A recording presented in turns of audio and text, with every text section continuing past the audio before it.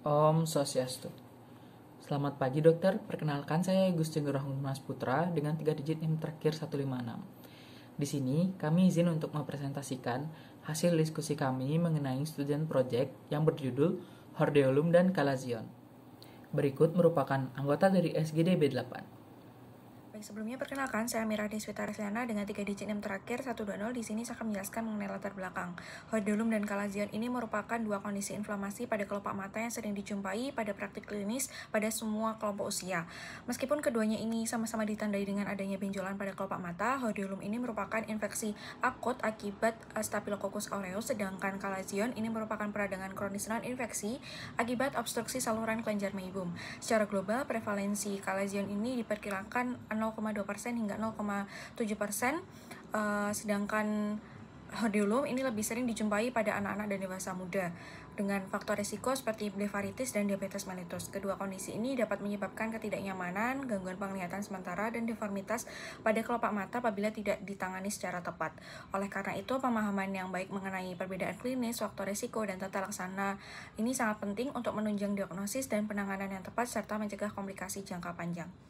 Baik, selanjutnya untuk rumusan masalah, yang pertama apa definisi Hordeolum dan Calazion, kemudian perbedaan antara Hordeolum dan Calazion, lalu etiologi dan patogenesis dari Hordeolum, Calazion, dan juga manifestasi klinis dari Hordeolum Calazion, serta diagnosis banding dan pemeriksaan penunjangnya, kemudian bagaimana penata laksanaannya. Untuk tujuannya, ini menjelaskan mengenai definisi Hordeolum Calazion, kemudian menguraikan perbedaannya, menjelaskan etiologi dan patogenesis, serta mengidentifikasi manifestasi klinis serta metode diagnosis, serta menjelaskan penata laksanaan yang sesuai untuk Hordeolum dan Calazion. Lalu untuk manfaatnya, ini kami bagi menjadi dua, yaitu bagi mahasiswa untuk memperdalam pemahaman tentang definisi, perbedaan, etiologi, manifestasi klinis, metode diagnosis, dan pilihan penata laksanaan Hordeolum dan Calazion, serta untuk pembaca ini memberikan informasi yang mudah dipahami mengenai Hordeolum dan Calazion, sehingga meningkatkan pemahaman dan kesadaran masyarakat. Mungkin sekian dari saya, terima kasih. Baik, izin dokter, perkenalkan saya Putume Andian Ramadhani dengan 3 digit NIM terakhir 042. Selanjutnya saya akan menjelaskan mengenai definisi dari Hordeolum. Hordeolum atau yang kita kenal sebagai bintitan merupakan infeksi akut pada kelenjar kelopak mata. Umumnya itu disebabkan oleh suatu bakteri, baik Staphylococcus aureus.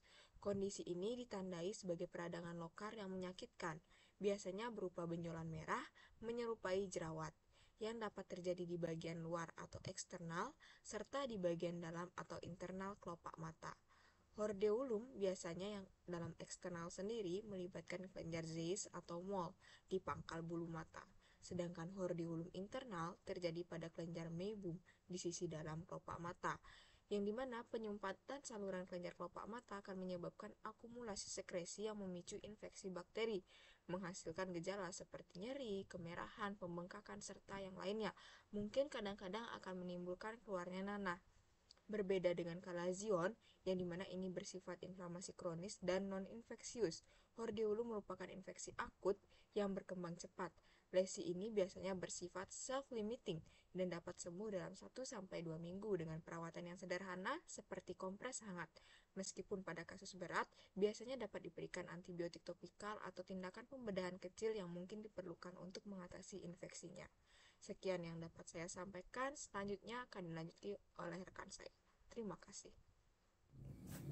Perkenalkan, saya Jason Felicia Lim dengan 3 digit NIM terakhir 245. Di sini saya akan menjelaskan mengenai definisi dari Calazion.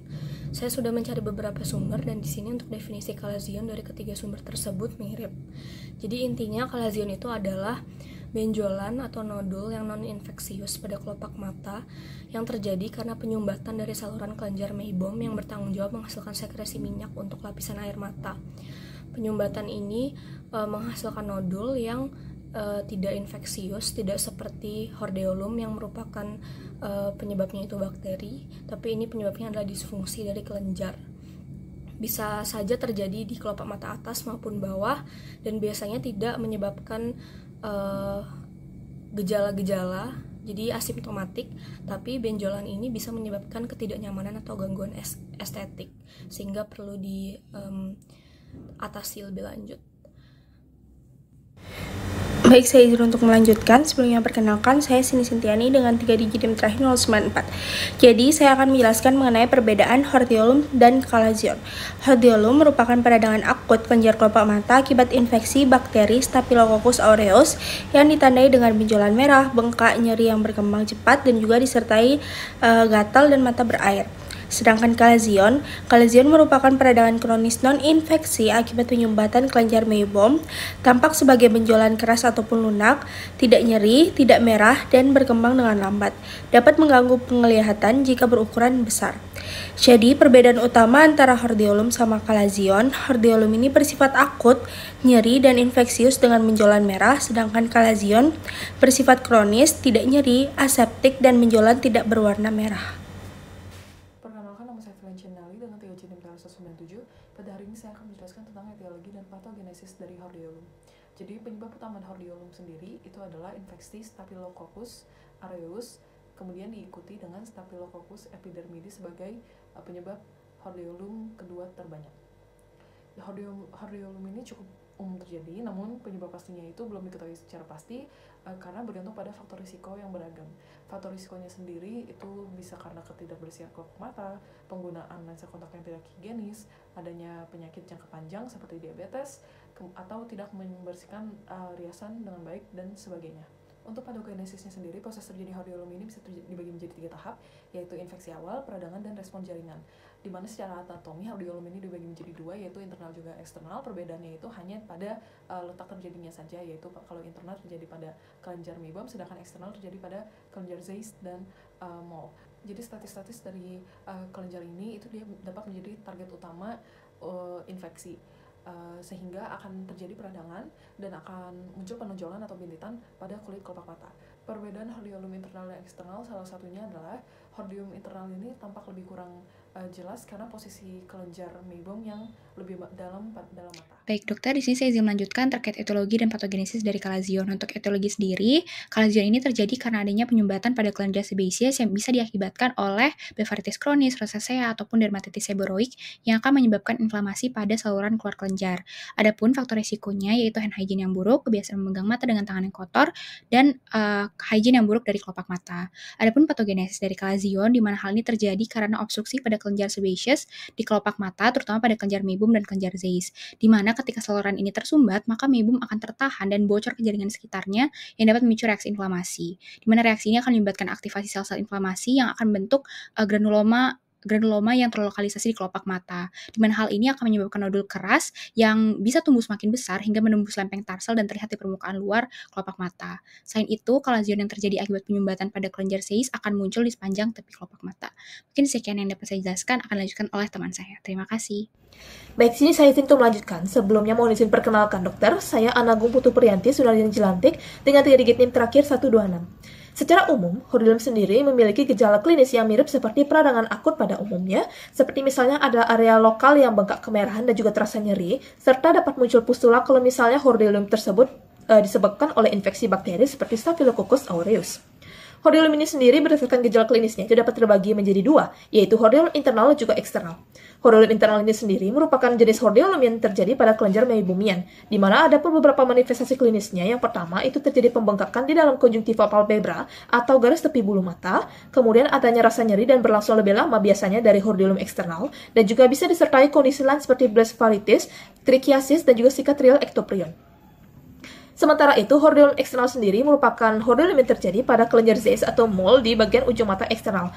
Adapun manifestasi klinisnya juga terjadi pada bagian mata eksternal, seperti misalnya ada pembengkakan di dasar bulu mata dan ujung mata eksternal, kemudian ada juga rasa nyeri dan kemerahan, dapat menimbulkan abses, serta cenderung lebih mudah ditemukan. Manifestasi klinis kalazion, gambaran umumnya, nodul soliter, firm tidak nyeri pada tarsus palpebra, perkembangan insidensial progresif lambat, umumnya tidak disertai hiperemia atau nyeri tekan. Gejala subjektifnya yaitu asimptomatik, kadang terdapat epifora. Untuk efek fungsional, lesi besar dapat menekan kornea, menyebabkan astigmatisme atau gangguan visu sementara. Untuk komplikasi potensialnya yaitu superinfeksi sekunder atau peradangan granulomatosa kronik. Untuk indikasi diferensial diagnosisnya yaitu untuk onset akut dengan nyeri bisa mempertimbangkan hordeolum internum atau externum. eritema difus, demam, proptosis atau keterbatasan motilitas okular. Baik, izin melanjutkan. Sebelumnya perkenalkan, nama saya Madya Krisna Murti dengan 3 digit NIM terakhir 068. Di sini saya akan menjelaskan mengenai diagnosis banding hordeolum. Hordeolum atau bintitan merupakan infeksi kelopak mata atas atau bawah seperti bintil merah, bengkak, dan juga nyeri. Adapun diagnosis bandingnya, yang pertama ada kalazion. Kalazion sulit dibedakan dengan hordeolum internal. Namun yang membedakan adalah kalazion akan berkembang menjadi nodul granulomatosa yang tidak nyeri dan dianggap sebagai peradangan kronis yang aseptik. Lalu yang kedua ada blefaritis. Perbedaannya adalah blefaritis bersifat kronik tanpa benjolan nyeri yang akut, melainkan lebih terasa gatal dan terbakar, melibatkan tepi kelopak mata secara keseluruhan dan bisa terjadi pada kedua mata, serta tidak menyebabkan kerusakan penglihatan seperti komplikasi kornea pada hordeolum internal. Lalu yang ketiga ada selulitis, di mana perbedaannya adalah pasien selulitis mengalami nyeri saat gerakan bola mata, pembengkakan, dan eritema. Selain itu, selulitis juga memiliki tanda-tanda infeksi sistemik seperti demam dan juga malaise. Saya akan menjelaskan mengenai diagnosis banding kalazion. Kalazion adalah peradangan lipogranulomatosa kronis yang muncul akibat obstruksi kelenjar sebasea, termasuk kelenjar meibum yang disebut dengan deep kalazion dan kelenjar Zeiss yang disebut dengan superficial kalazion. Adapun diagnosis bandingnya, yang pertama ada hordeolum. Hordeolum cenderung melibatkan lebih banyak respon inflamasi akut, manifestasinya bersifat nyeri, kemerahan, dan bengkak, sedangkan kalazion tidak nyeri. Yang kedua ada blefaritis. Perbedaannya, blefaritis biasanya tidak langsung mengganggu penglihatan, namun bisa menyebabkan iritasi dan sensasi tidak nyaman. Sedangkan kalazion dapat menyebabkan penglihatan kabur jika benjolan besar dan menekan kornea. Lalu yang ketiga ada neoplasma kelopak mata.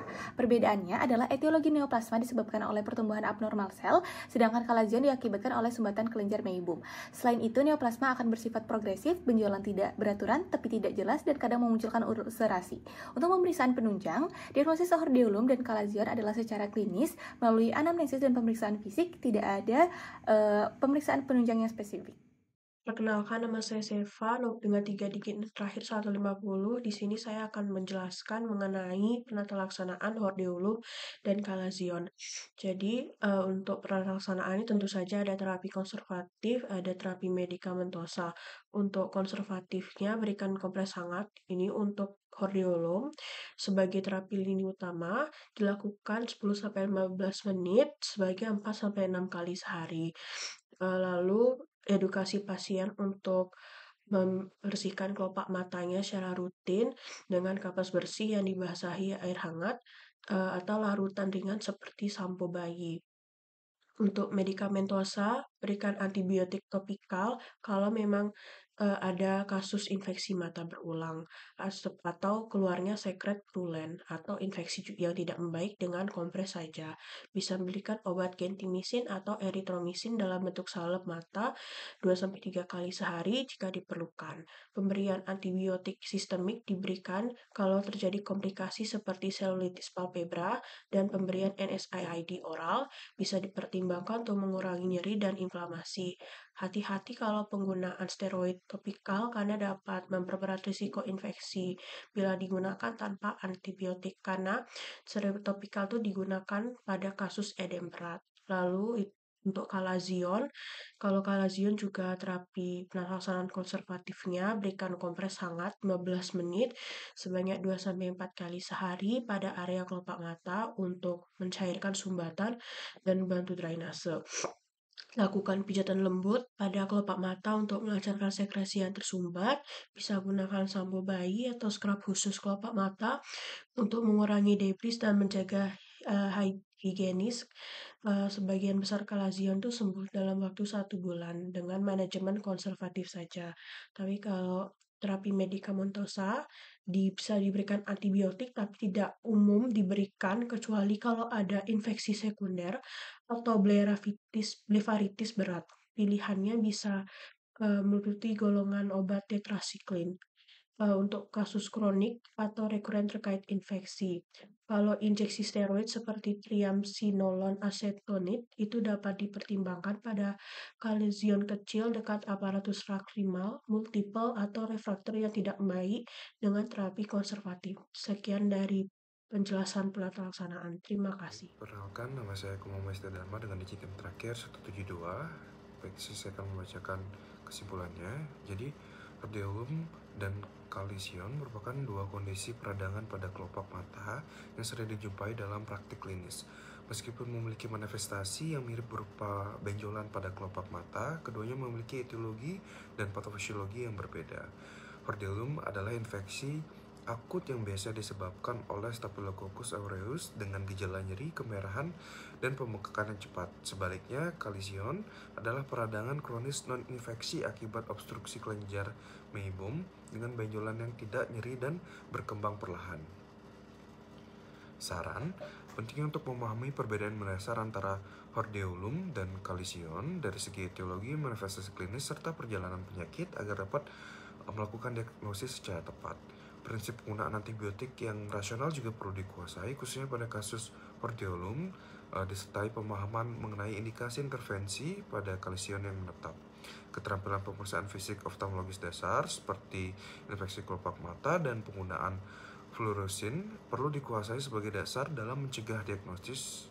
Di samping itu, penting pula untuk memiliki kesadaran akan pentingnya edukasi mengenai kebersihan kelopak mata dan langkah pencegahan infeksi sebagai bagian dari upaya pelayanan kesehatan mata yang menyeluruh. Baik dokter, sekian merupakan pembahasan dari student project kami yang berjudul Hordeolum dan Calizion. Semoga apa yang sudah kami bahas dapat membantu kami ke depannya untuk memahami lebih lanjut mengenai blok visual. Terima kasih.